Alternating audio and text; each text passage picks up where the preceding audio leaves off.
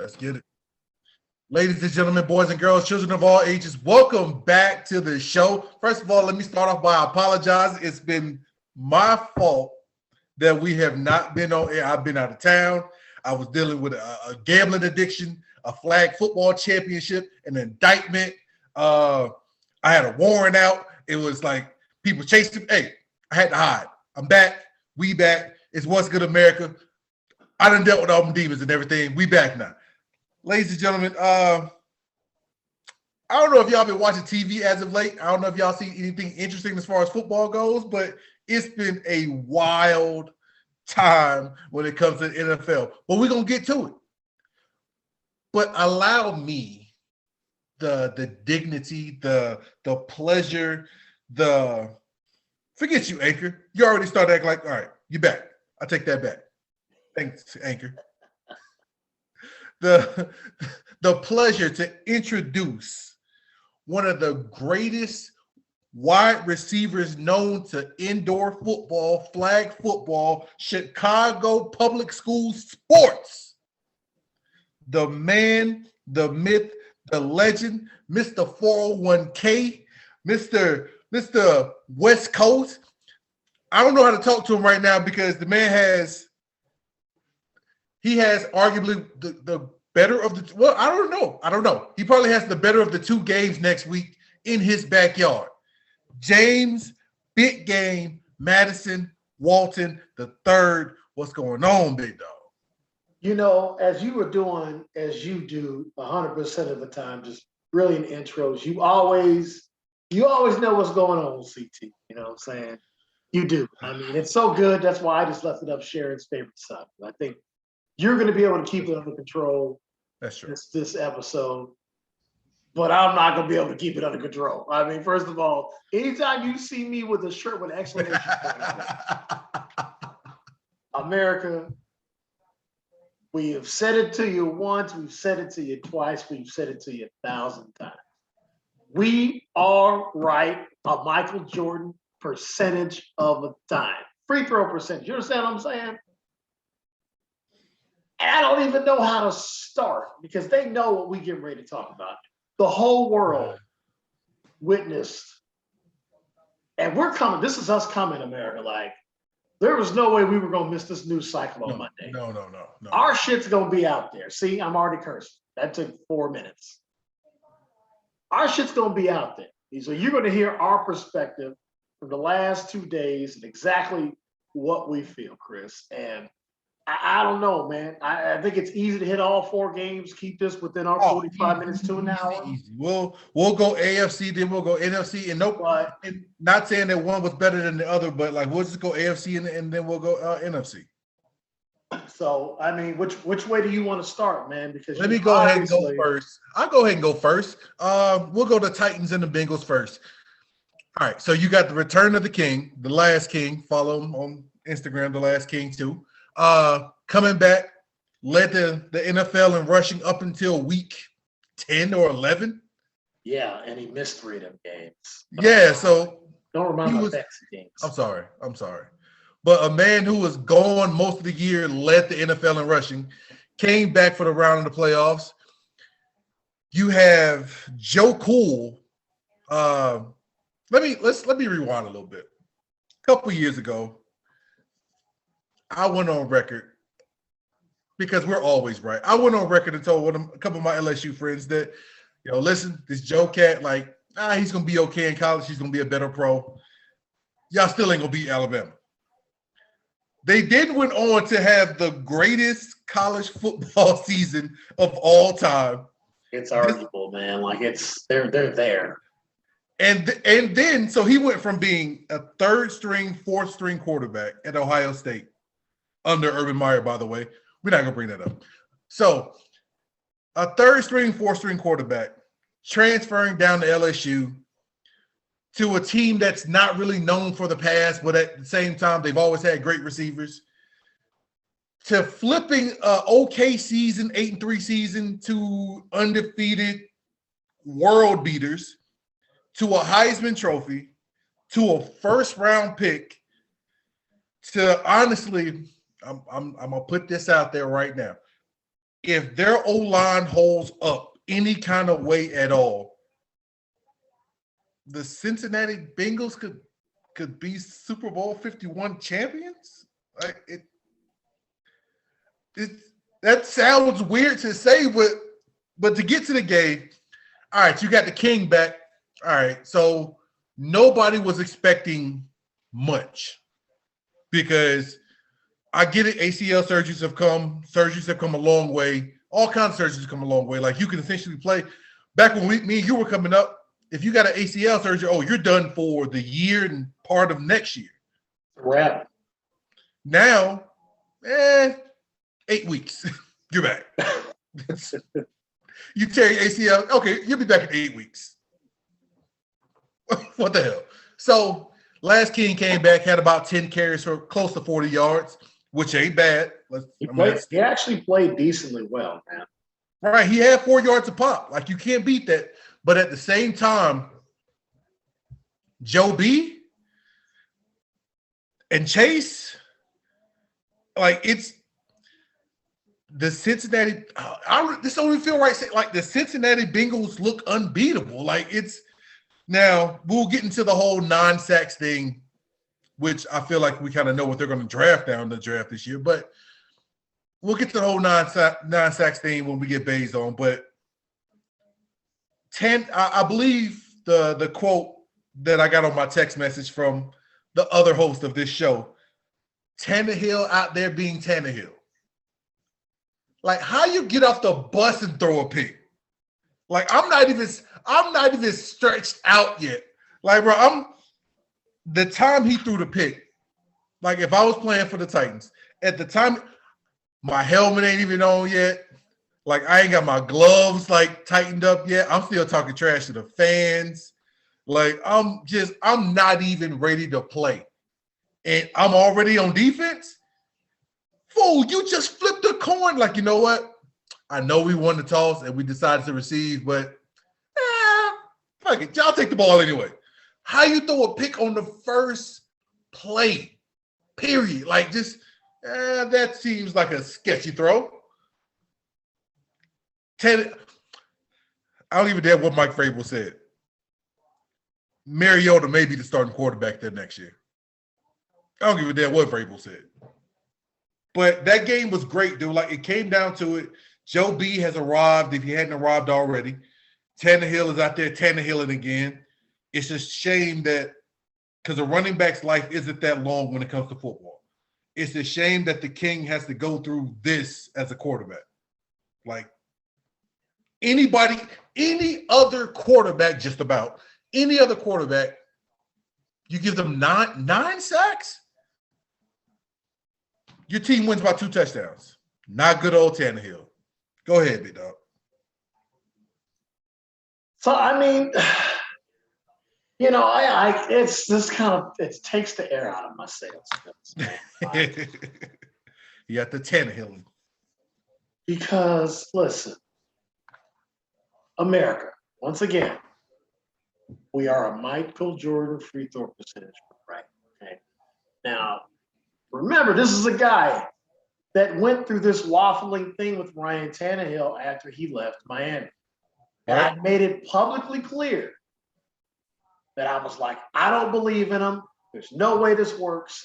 Then they made that run, and I said, you know what? The guy was damn near an MVP. I got to give him the respect. And then he turned around and started doing bullshit last year. King Henry was healthy with Julio Jones and A.J. Brown for 8 games. They were 7-1, despite Ryan Tannehill. Despite Ryan Tannehill. Okay. And here he comes. And I like to repeat like what I say here. This is the one thing I don't think that is done well enough on these shows when these guys have opinions about guys' games. I like Ryan Tannehill. I don't. As a human being. I think he's a good dude. I think this guy deserves every penny he's got because you know what? He found a way to turn himself into a serviceable NFL quarterback. He has deserved the money he's gotten. And I think based on his upbringing into the game to get to the NFL, he's overachieved. But I'm going to say it again. There is no way on God's green earth when you have Derrick Henry, A.J. Brown, and Julio Jones that you should be as bad as you are. The one thing about Matthew Stafford's interceptions is at least he threw 41 touchdowns. He threw some terrible picks. Can't defend, 4 or 5 pick sixes in the season. I think it was 4. But I can still tell you Matthew Stafford was the 3rd-rated quarterback in the entire league. Only quarterbacks rated higher than him were Aaron Rodgers. Don't be petty. Don't be petty. Oh, you kidding me? Don't be petty. If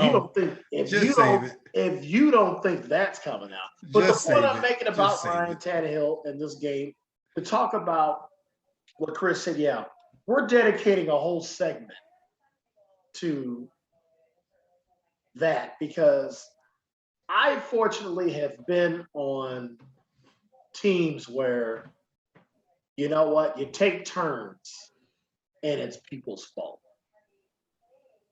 Them finding a way to be a 1 seed without arguably at that time was the MVP of the league. Yep. And you make it and you're a 1 seed and you get him back and he's functional. Yep. And all you got to do is get the ball to your playmakers and hand it off to him. And shout out to Deontay Foreman, who's really turned his career around, looking like what we thought he was going to be coming out of Texas. I'm happy for him. And you do that, I ain't got time. Besides just to go, I just love being right. You know what I'm saying? That's all it is. Like, the show's going to be a bunch of just being right, America.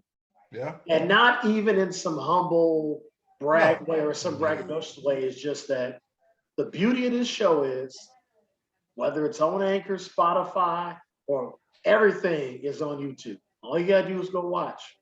And at some point, 1 or 2 people on this show have said something that basically predicted exactly what was going to happen. And here's the thing about Joe Burrow that I'm going to sidestep. And I want to talk about Joe Mixon. I hate that damn song. I want to talk about Joe Mixon.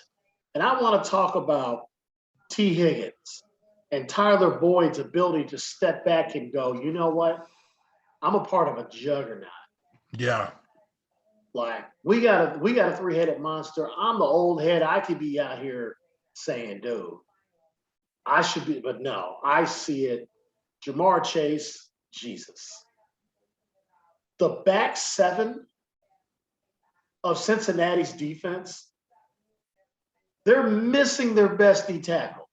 Yep. And DJ Reader plays out of his mind. Is DJ one of y'all? Is No. DJ Bama? No. He's SEC, I'm pretty sure. Yeah. I don't know. He's not one of us. I thought he was one of y'all. But the way they play defense, like to hold up, and Joe Burrow, America, if you go and listen to our conversations during that season, which was more of the offseason, because we started the show after they won the title. Yeah. Talked about why Joe Burrow was going to be as good as he was in college. He does the same shit that he did in college. And his ability to get up after 9 sacks. He threw for 360 yards. And the interception wasn't even his fault. Nope.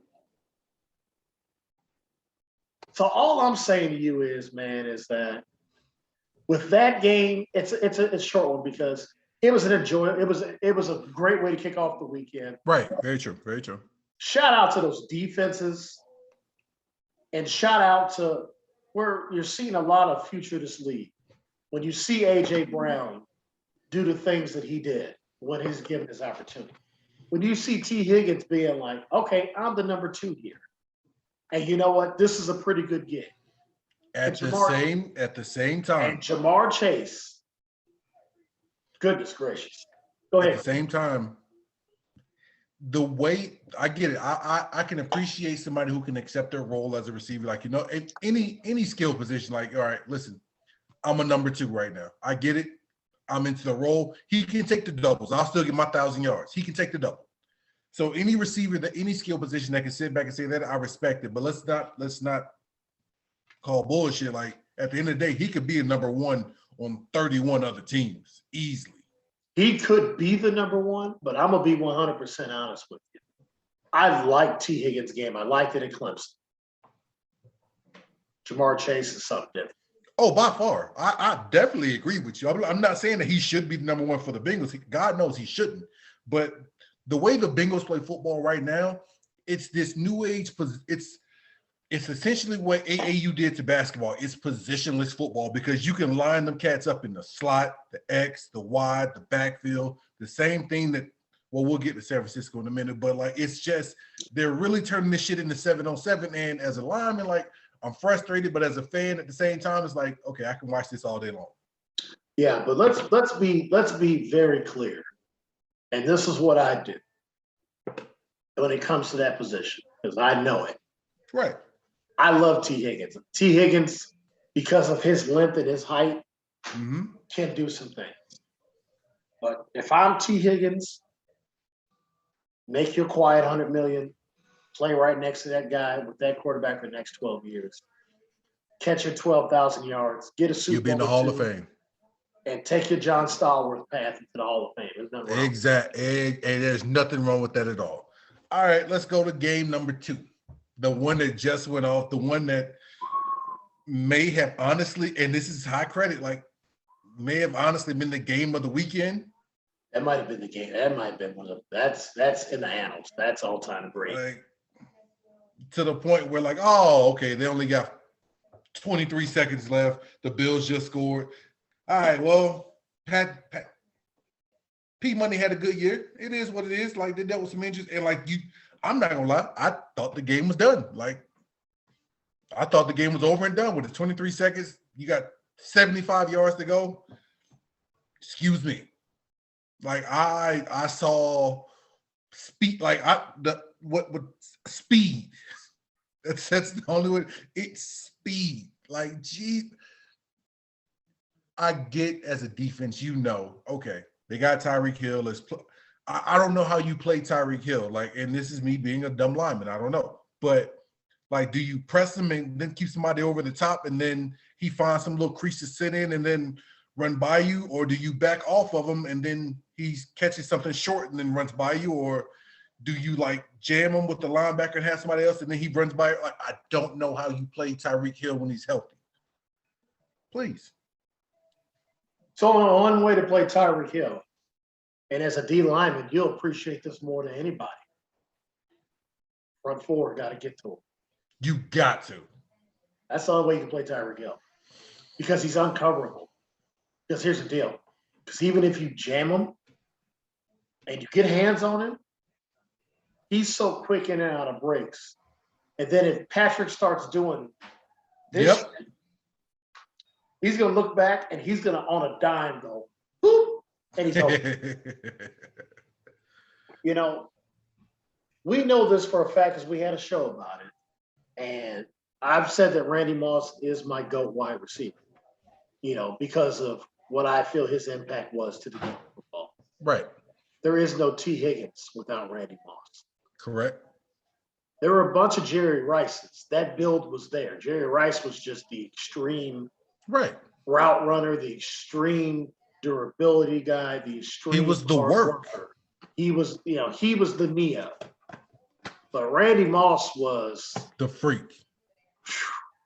And he created a lot of us. There's a lot of us that loved that game and didn't know where we would fit because of our body types. And here comes this guy who's built like a basketball player that just, at the end of the day, just wanted to play basketball, but found out he had 4.25.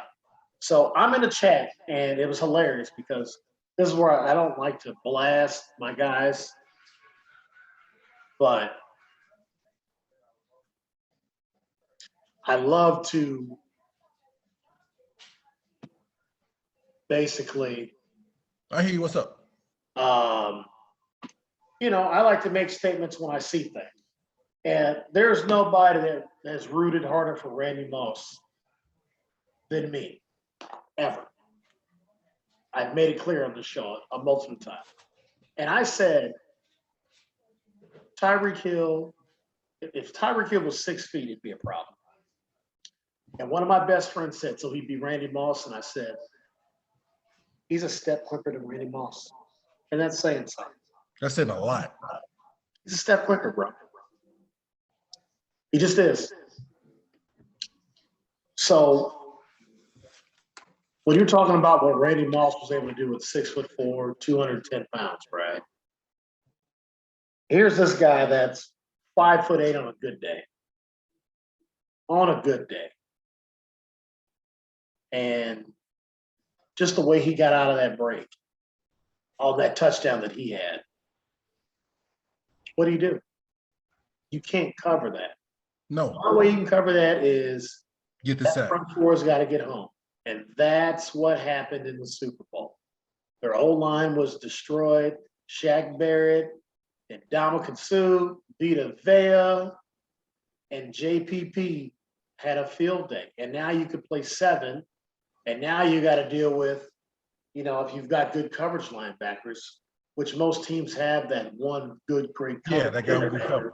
That can play zone well, a la Derrick Brooks, and then we can bracket him. And then we can then take away Tyreek, and now we're going to make these other 2 guys, they're going to have to win. While Patrick is thinking about, well, I just took my drop back. What am I going to do, right? So I think that game was more about Josh Allen to me. And I think you have now seen Josh Allen has the capability to get you to a Super Bowl. I think that's what he proved today. Here's the thing. That's what he proved to me. He can do it. I'm super high on Josh Allen. I am. I really am. But, dude, I don't think. All right. 13 seconds, Chris. You're telling me listen to me. 2009 is the greatest defense in the history of our league. And I don't care if you got 3 timeouts. If I give you a lead with 13 seconds, you're telling me you can't bat one ball down or force a quarterback off his spot. Mahomes went ping, boom, and it was a 49-yard field goal in 13 seconds. Josh Allen won that game.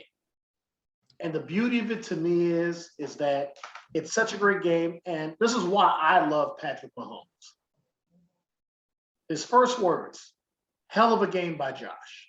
Yeah. That's how you know Patrick was like, ooh, thank God I completed one of these passes, boy. Thank God that first play worked. Hey, that's so the 100 shit. Real recognizes real, man. Oh, very true. That's the one thing we can say about Josh Allen. It's been like, can he have the game where he does? Dude, that drive where he was bouncing off people. Dude, he put them on his back. And Gabriel Davis, my guy. Welcome. 4 touchdowns. Welcome. You have officially made yourself Stephon Diggs' number 2. Pay him. He's earned it. He's earned it. Welcome to generational wealth. Yeah. Those are my takeaways. Kansas City did nothing that I'm not surprised. I missed the first half of the game. I was out there losing golf balls. It was beautiful, America. I need to go out there and realize how bad my golf game is. And it is awful. Now, I heard that the honey badger went down. Yeah. That's my biggest takeaway for Kansas City. Uh-oh. I don't know how long, but he didn't finish the game. Uh-oh. Exactly. And listen, let's just call it what it is since we know what we're getting. Kansas City knows that there is one other team that has proven to them that, you know what? I ain't scared of you. If it's a shootout, we know you can't cover us, and we know we can't necessarily cover you. Now, do they have the balls to play the same coverage they played before? Because they sure as heck did let Stephon Diggs score all them touchdowns.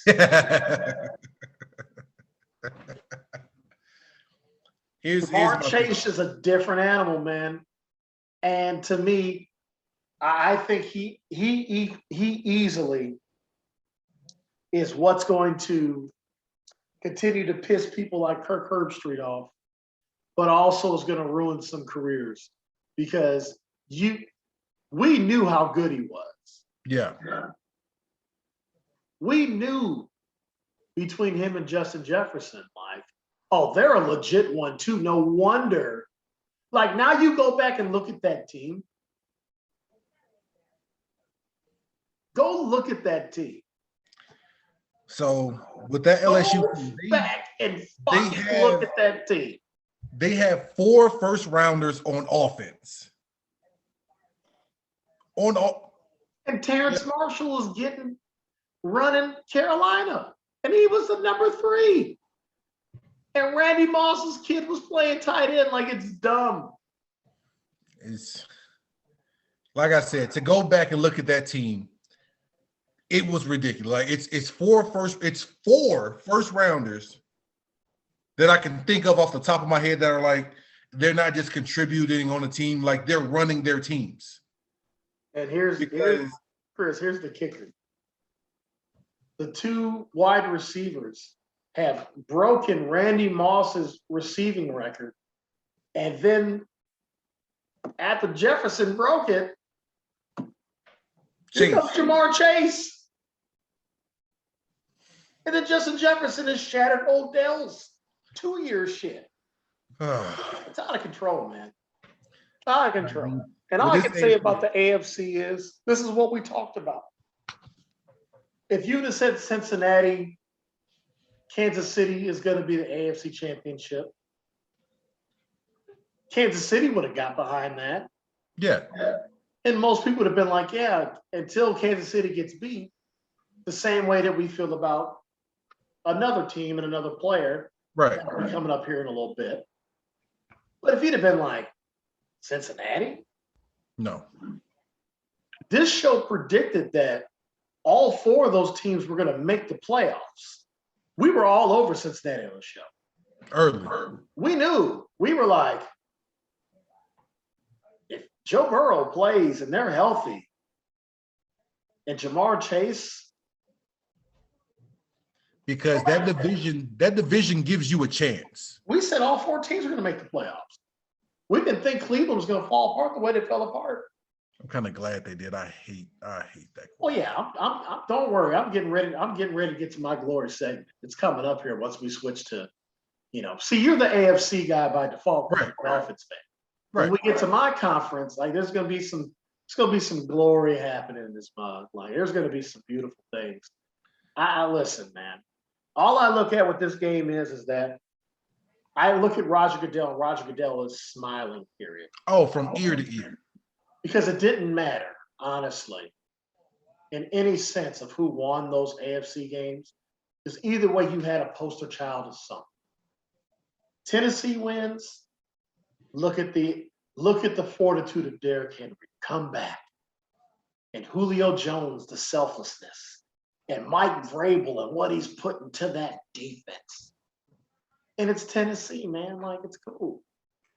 Here comes Cincinnati. They win the game. Everybody loves this kid and what he stands for. He gave one of the greatest Heisman speeches ever. Yeah. You can get through that speech and not shed a tear. I got to give you credit. You got some shit in here that you still need to work out. Because everything in me, I felt every word he said about Ohio and what it means to him to be from Ohio and what it meant to him to be drafted by Cincinnati and to take the challenge. It's Cincinnati, man.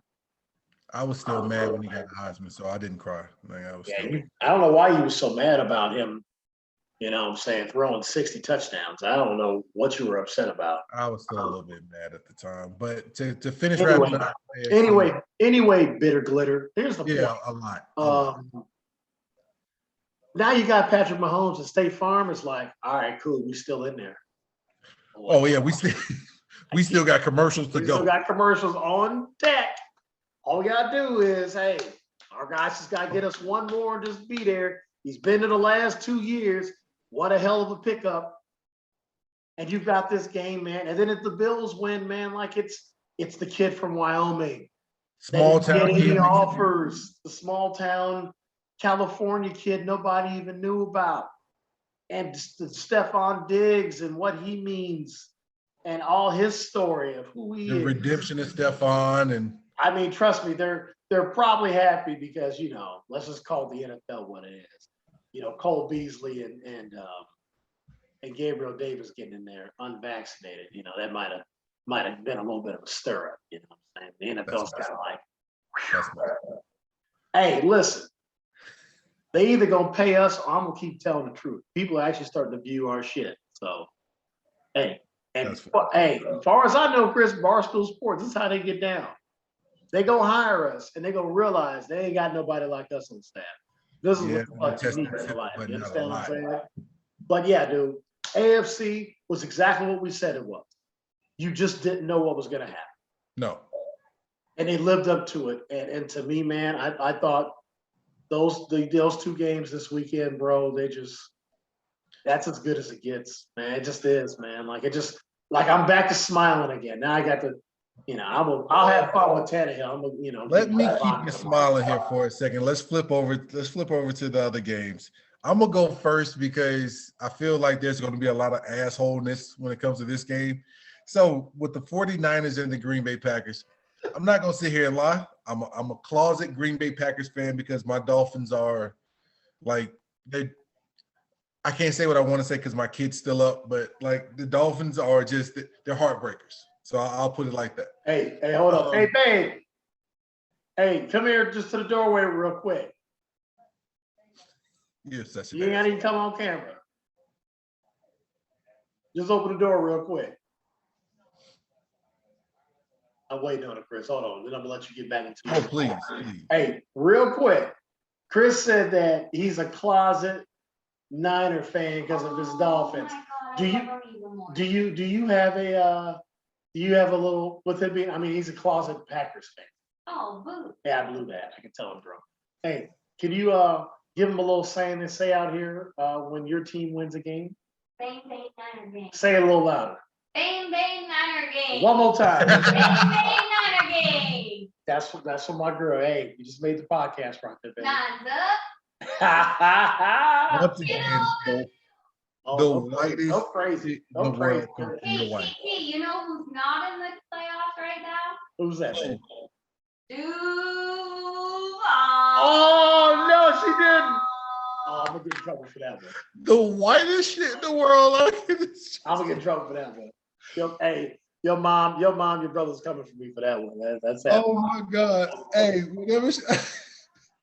Oh, they coming for me for that. They coming for me.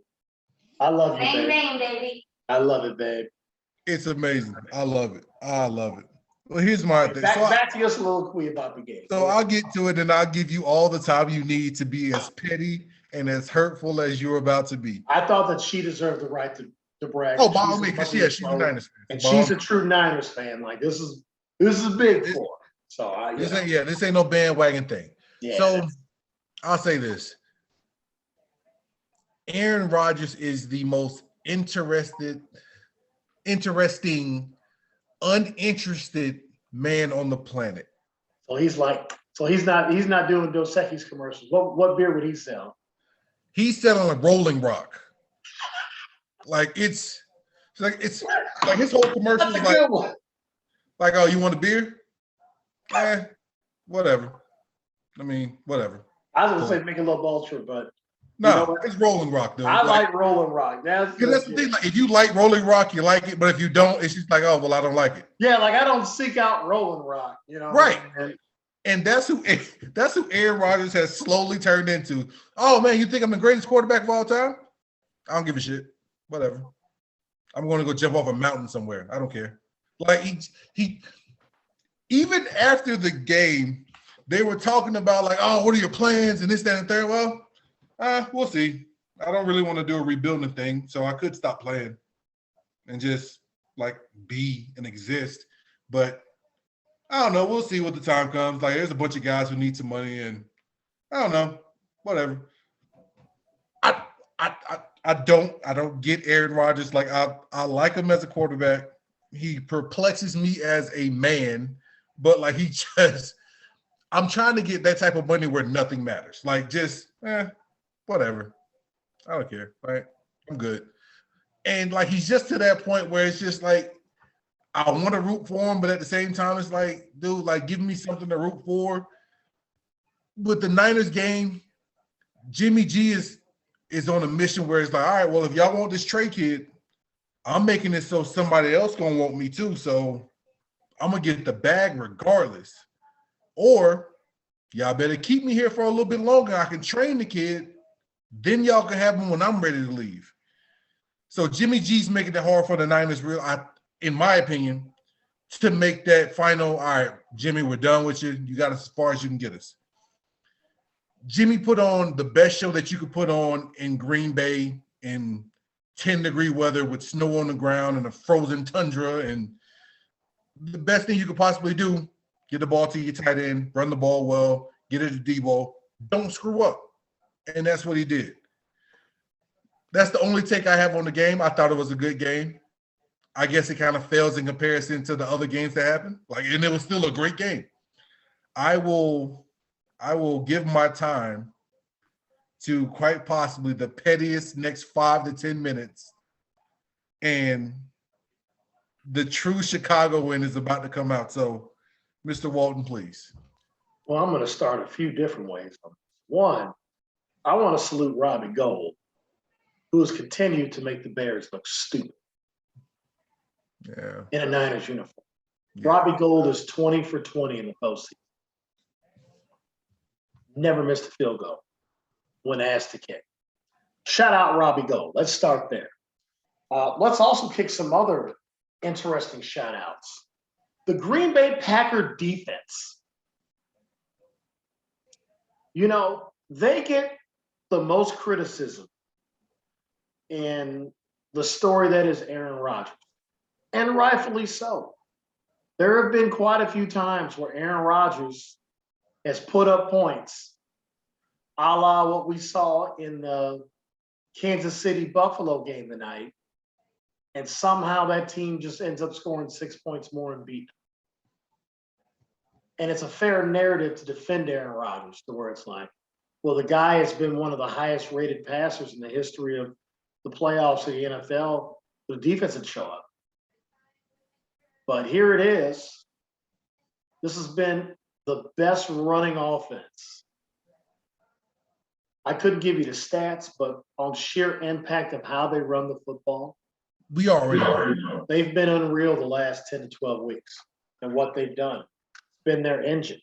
It's what's made their defense go, because they're getting all these first downs, running the football. That, you know, Chris, you used to love that shit with us. You're like, man, we love when y'all put up points, but when y'all take 6 or 7 plays instead of going 2 plays, and we love y'all even more. We can get that water in us, get a couple big deep breaths. We could have 3 and outs easy to go get. So Green Bay's defense, they did everything that they were asked to do in the game. You know why? Here's what I would be intrigued to see as we're playing simultaneously. We're trying to cover 4 games within our hour. But I'd be intrigued to see if any talking head realizes this. The San Francisco 49ers offense did not score a point on Saturday night. No. The special teams scored every single point. And I don't have the stat if that's ever been done in a playoff game, but I don't know how many times that's ever been done in football, where the special teams, outside of a field goal kicker kicking like 5, 6 field goals, Right. you get 2 field goals and a blocked punt for a touchdown. which means Jimmy Garoppolo didn't throw one. There was no run-in from Debo, Kittle, none of that. They scored 13 points, and Aaron Rodgers marches down the field in the first quarter. Easily. Scores the 7, takes them down, and proceeds to never see the end zone the rest of the game. And here's the beauty of what I'm seeing and what I do respect about that fan base. That it's one of the top, like I told you, it's one of the top 4 or 5 worst fan bases in all of sports. It is. It just is. It's between them and the Cowboys. I think it's just flip a coin depending on where you're at in your life. Cowboys fans don't bother me because I'm like, you know what? I almost want them to win.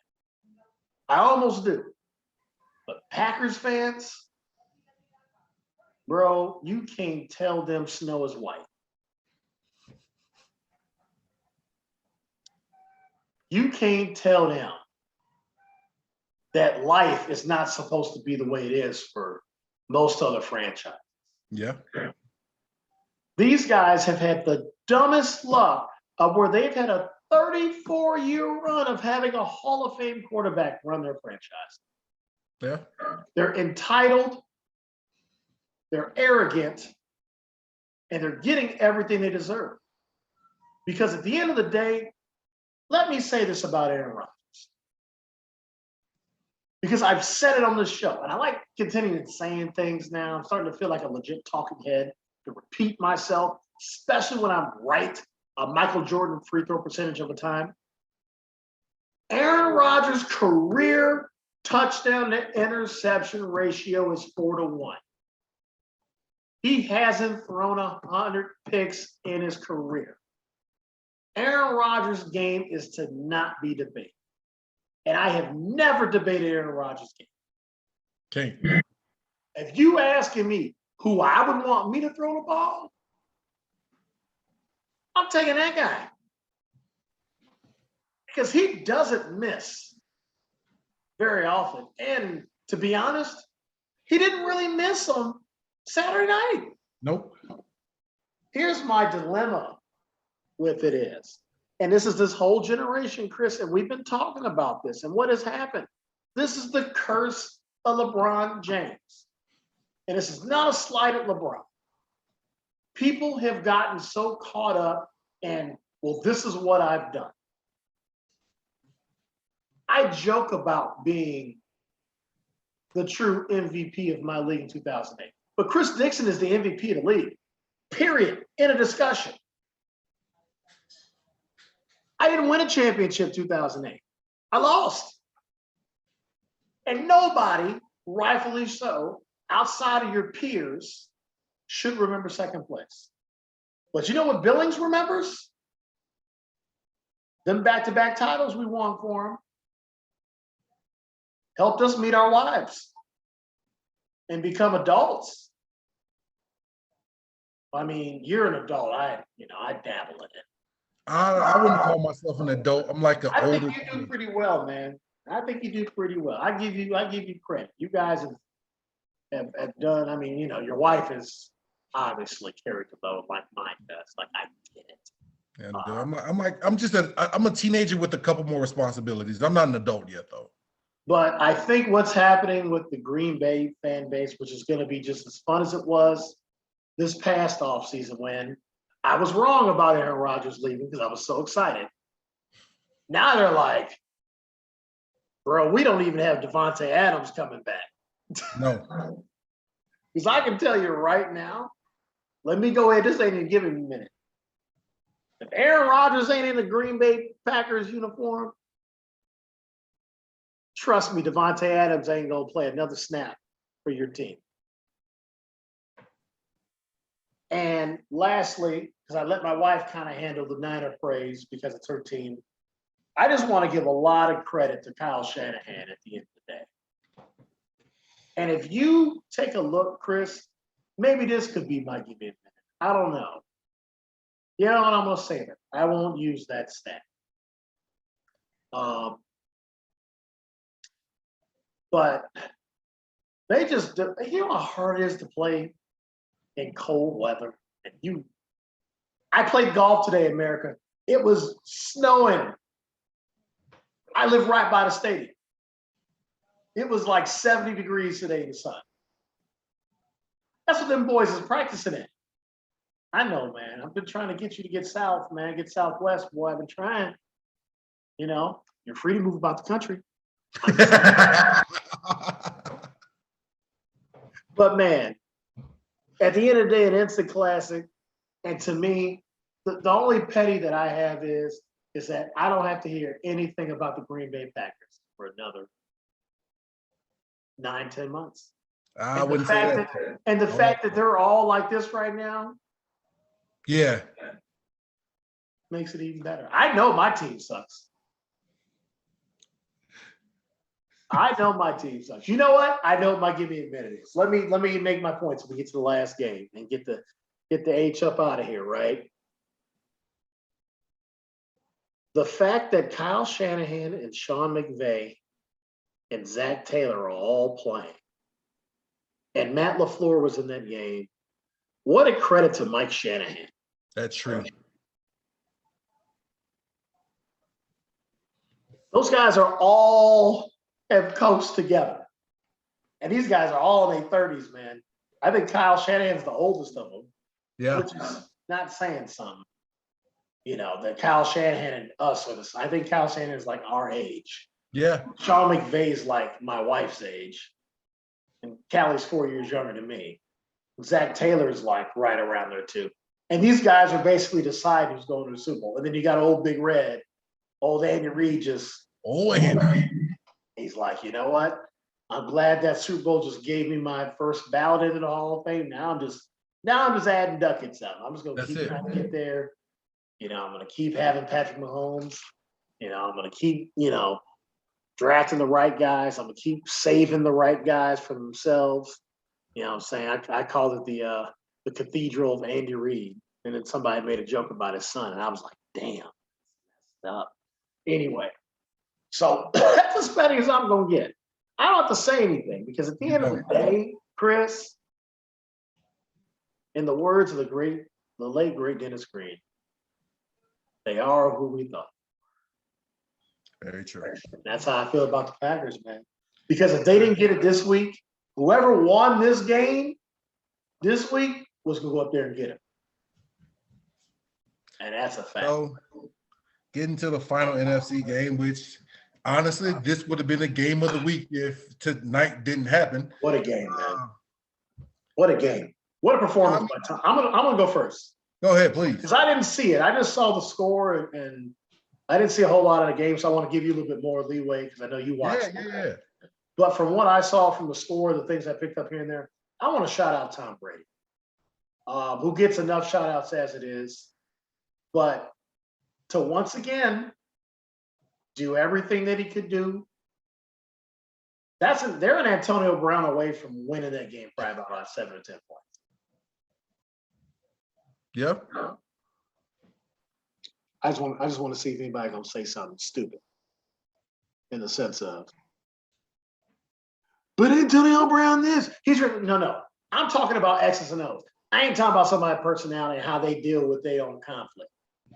If he had one more receiving weapon, which I have talked about in nauseam to different groups of people that have played this game. The way the NFL works is what, Chris? You have to have 3 viable number 1 targets. It doesn't matter if one of them's a tight or not. You got to have 3 guys that can get open one-on-one. Why were the Bills able to stay in it? Stephon Diggs commands a double team. Cole Beasley had like 7 for 80 tonight. And Gabriel Davis went bananas. Nuts. Okay. What does Tampa Bay have? What they did have? They had a Chris Godwin. They had a Gronk. They had an Evans. This is what we talked about in nauseam going into their Super Bowl appearance last year. That's why Tom Brady was going to be able to play as long as he wanted. Chris Godwin blew his knee out. He's gone. And on top of that, he's taking the first bag he can get. So Tampa Bay ain't going to pay him and thank him for his service and taking that.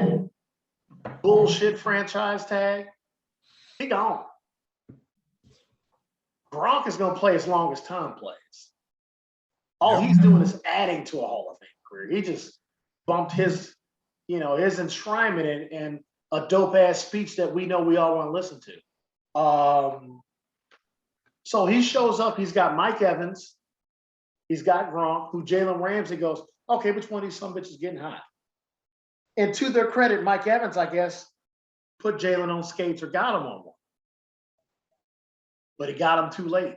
If he'd have had an AB, if he'd have had a Chris Godwin to go with that, to where Jalen doesn't know where he got, okay? So I want to shout out Tom Brady for having to deal with normal circumstances and almost pulling off a Superman effort. Because normally Tom Brady has it all stacked to it.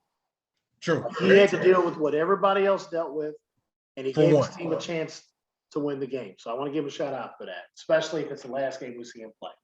Now, this should be my give me a minute, but I ain't gonna do it. What did I tell you, America, about Odell Beckham Jr.? I said whoever picks up Odell Beckham Jr. would be in this spot because you have to make a decision.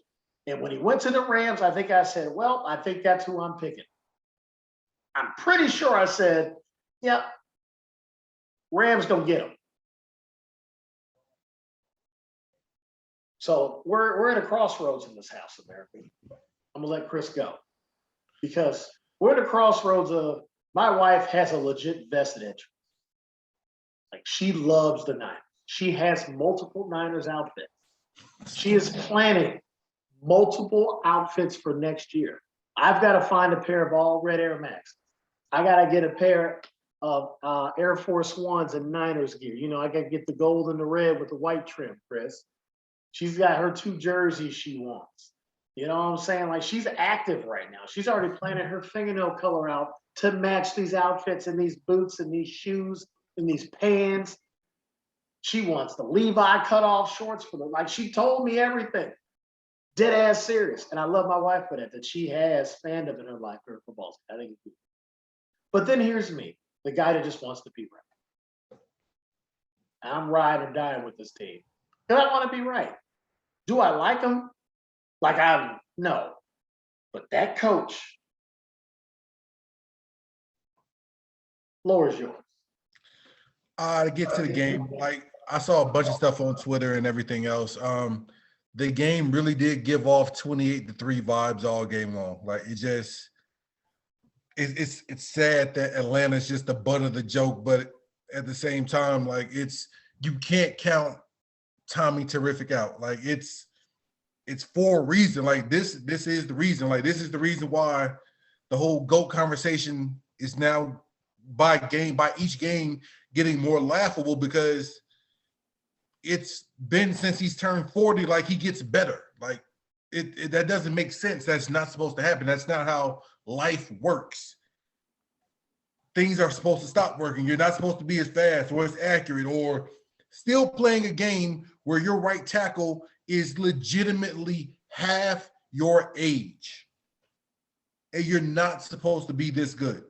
Now, they're going to talk about Tom Brady, even though he lost to, as the word that Walt has used a couple of times, ad nauseum all week long.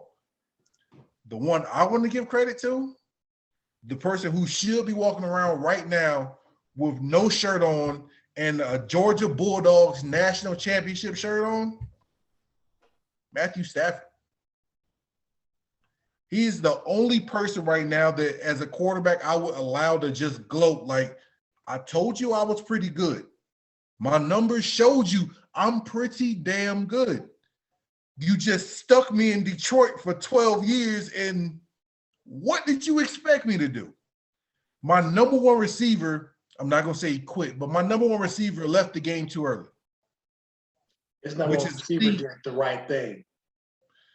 Which is a theme in Detroit because if you don't, you'll get wasted. Like your career will be wasted. So my number one receiver retired. And then I had a bunch of other guys who should have been number one receivers that never really panned out the way they should have. I never really had an O-line. I had a revolving door at head coach. I had a revolving door at offense coordinator. I never had a specific style of coach or a common theme of O-lines or anything. And my numbers were always still top 10. If I'm Matthew Stafford right now, I'm chest out all week long. Like, I'm still focused on what's to come, but still, like, all I needed was a shot, and that's it. Like, I took it to the GOAT, and don't get me wrong, like, the GOAT shot back at me, and I'm still here. I'm still standing. I'm still strong. I'm still standing. I'm still strong. Antoine Fisher, I heard doing. Cooper Kupp. Like, it. Well, what else can you say? Like, it's that man it's Cooper Kupp.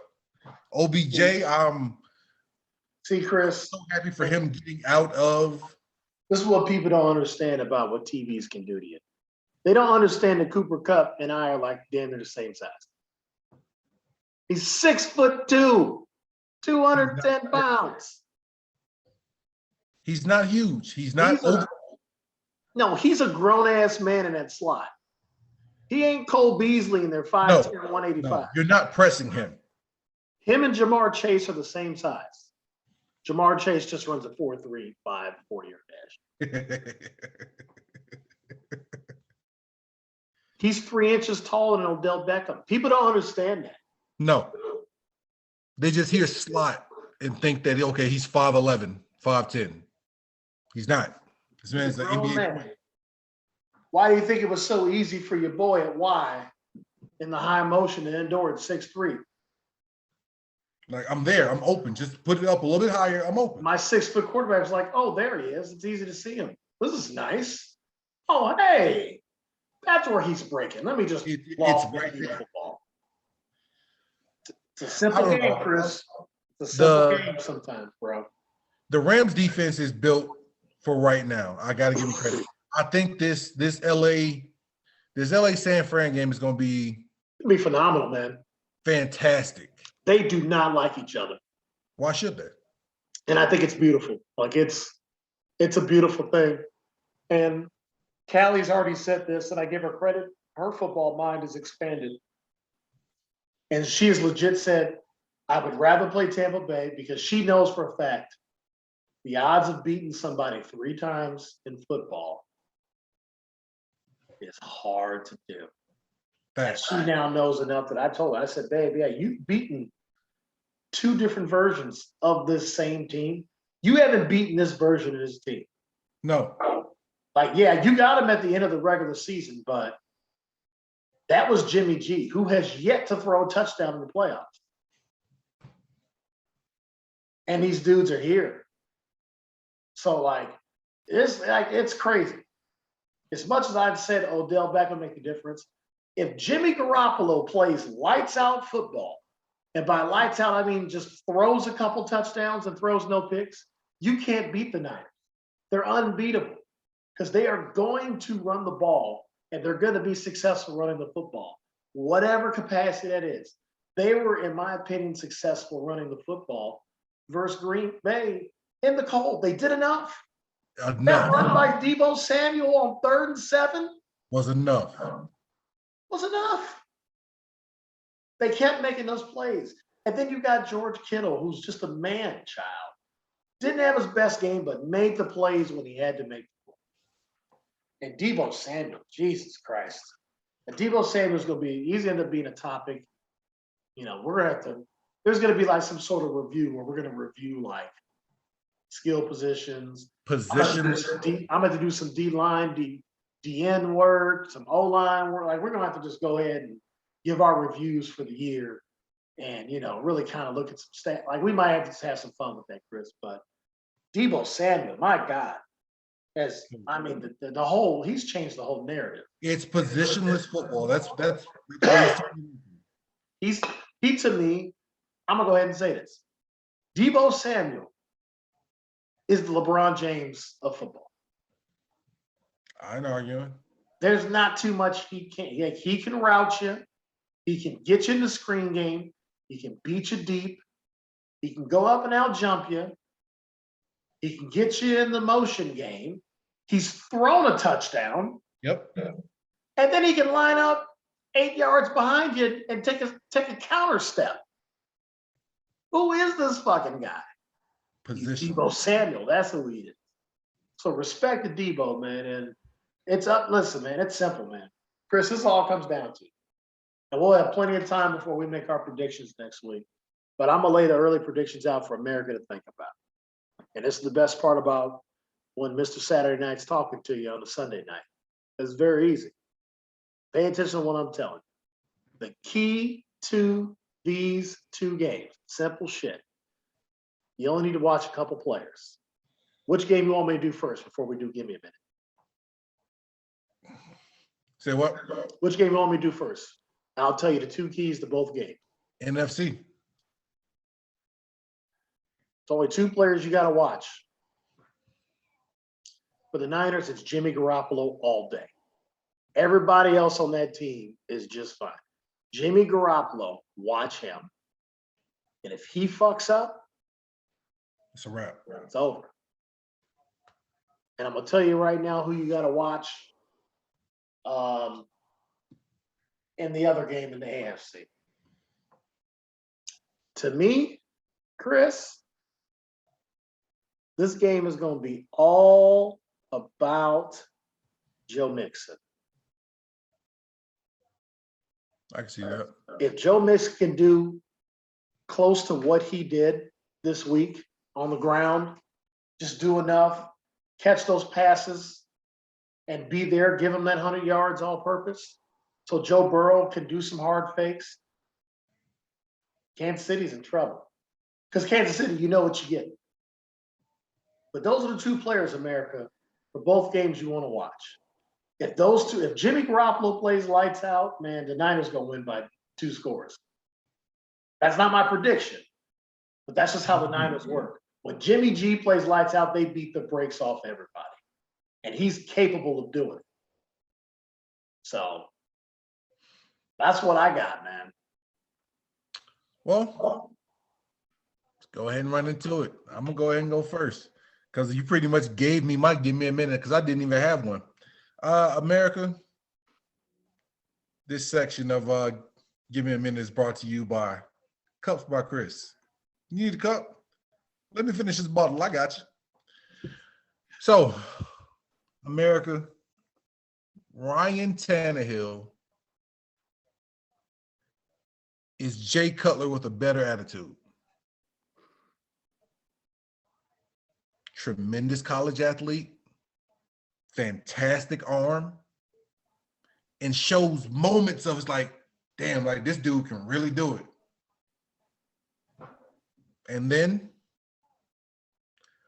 fucks up royally and just shits down his leg. Moment's too big.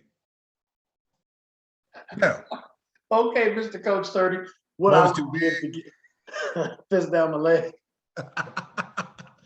but like I was with Jay, it was different. Like Jay, you'll see him on the sideline, and it's like, I don't care. I still got a hot wife and $45 million in the bank. I'm good.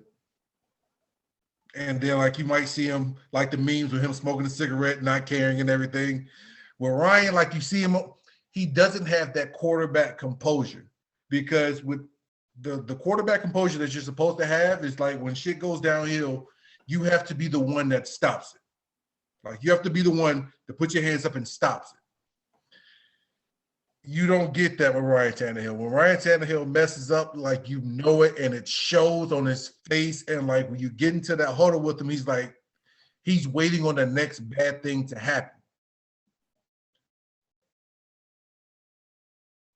If they want to take that next step, I don't think Mariota's going to be the answer, to be honest with you.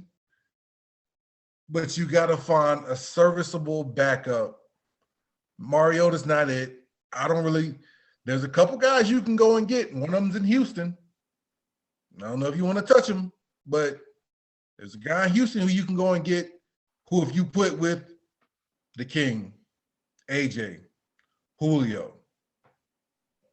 That makes things a little bit more interesting in the AFC South and the AFC period. Just a thought, because I'm not sold on Tannehill. He's Jay Cutler. We've seen this story. We know how this ends. For as many good things as Jay Cutler did, he did pretty much the equal amount of bad things. I will be the first one to say when Tannehill left Miami, when Tannehill was out of Miami, ended up in Houston, in Tennessee, and did all those great things for Houston. For Tennessee, I was the first one to think like, oh man, why couldn't he do it for us? And then the other shoe dropped, and it's like, oh, okay, that's the Tannehill. Okay, that's Ryan. So Tannehill being the next color, that's just my opinion. But Vrabel, you may want to call upstairs and say, hey, we're in Nashville. It's pretty liberal. It's like half and half, red and blue. It's kind of liberal in Nashville. It is. It is. Kind is a little bit better. It's a deep. Don't get me wrong, I love Nashville. Hey, listen, just because Kane Brown performs in Nashville don't make them liberal. You know what I'm saying? But if I'm Vrabel, I go upstairs and I do like, listen, we used to see this guy 2 times a year. Let's give him a 2-year deal and give him a prove it deal. Like he kind of almost has to take it. Worth the shot. America, that's been my minute, brought to you by Cups by Chris. What, you want a cup? Hey, bro, let me finish this bottle. I got you. That's pretty good. After you, sir. Beautiful. Well, the beauty of what you did, you kind of tiptoed into my gimme a minute, which I like. Right. So it's kind of good. I think he and I are on the same page. So let me go ahead. This is about the last little bit I need to be drinking today. So America, bear with me as I take my last gulp. Give me a minute. CT was tap dancing around what we all know is going to be the biggest shoe drop in this league next year, and has the ability to be the game changer for a few organizations.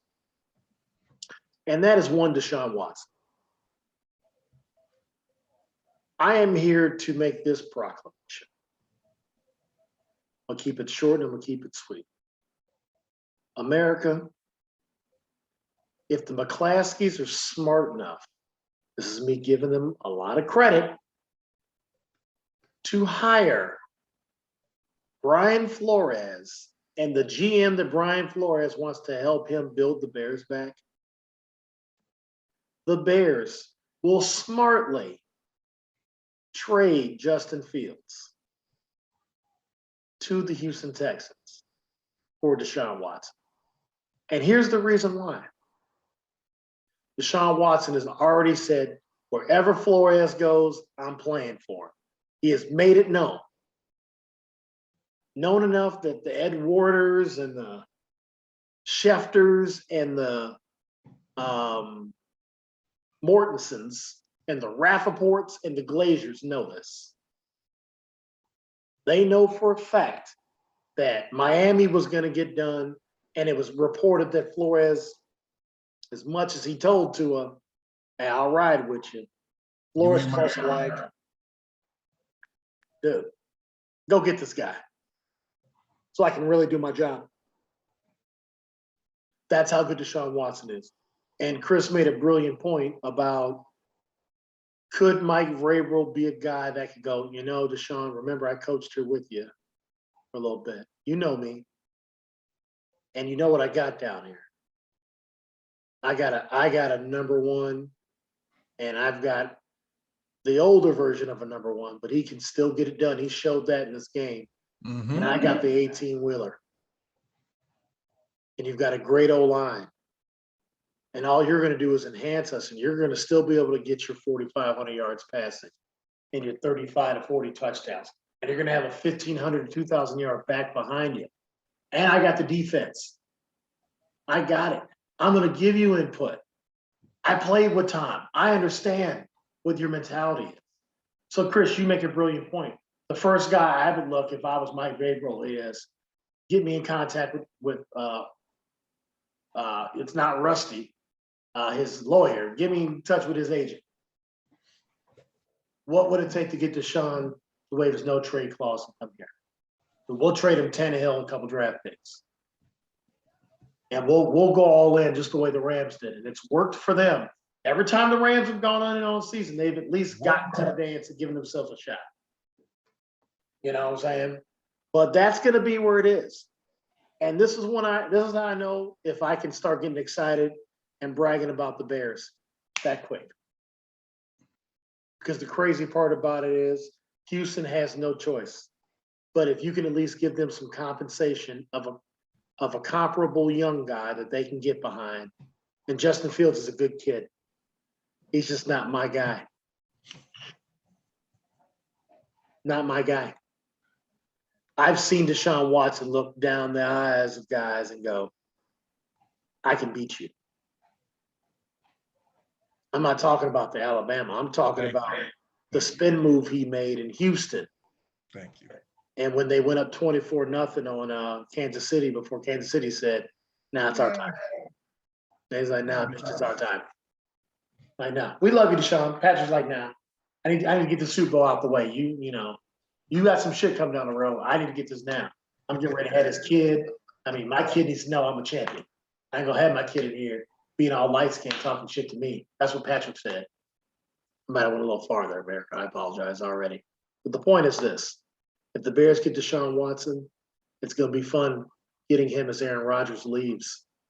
Or does my prediction from last year come through? Man, shit, you got a shot. America, that's been my minute. I feel like Aaron Rodgers is petty enough to do it, too. Like, he's petty enough to go down the road. Like, it's just. You know how happy I would be to cheer for that guy? I've had to hate him for 17 years, bro. I don't like hating greatness. I don't like doing it. I'm not built that way. I hate mediocrity. I hate bullshit. I don't hate greatness. I applaud greatness. Right. I root for the favorite. Unless the favorite's Alabama. America, that's been another fantastic episode of What's Good America. I am the sensational chocolate Adonis himself, C. Turner. That is the Mr. Bay Area himself, James Big Game, the man, the myth, the legend, Walton III right there himself. And for the record, America, I am not Mr. Bay Area. I just live in the Bay Area. Okay. I mean, if you want to call me Mr. End Zone, I'm cool with that, man. You go over here trying to get me beat up out here, dude. We gotta respect our Bay Area guys, man. Ike Greer and them guys. And them guys, Chris Dixon, them guys is Bay Area guys. I just pay too much rent. Always trying to get me. You see, you trying to get me replaced. Anyway, you ain't nothing. Shout out to all the sponsors: 9 Round Fitness, Rebel Coffee, Barstool Sports. We coming for you, big dog. Would you like to cut a new chic workwear commercial real quick? All right, let's see what I got here.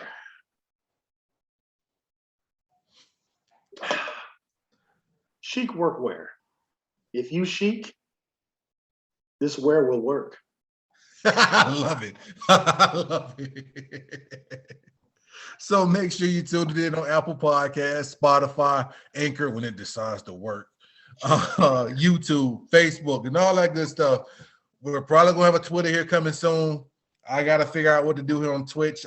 Matter of fact, I can probably film myself editing stuff on Twitch or whatever, just to get our names out there doing stuff. But make sure you tag us, hit us up, inboxes, DM, all that good stuff. Cups by Chris. I finish a bottle, you get a cup. With all that being said, the same question that I have not asked you in so many nights, but I proudly ask you tonight, is the same question I ask you every time I get a chance. And what is that, Walt? What's good, America? What's good, America? Green Bay, you need to pivot. That's funny.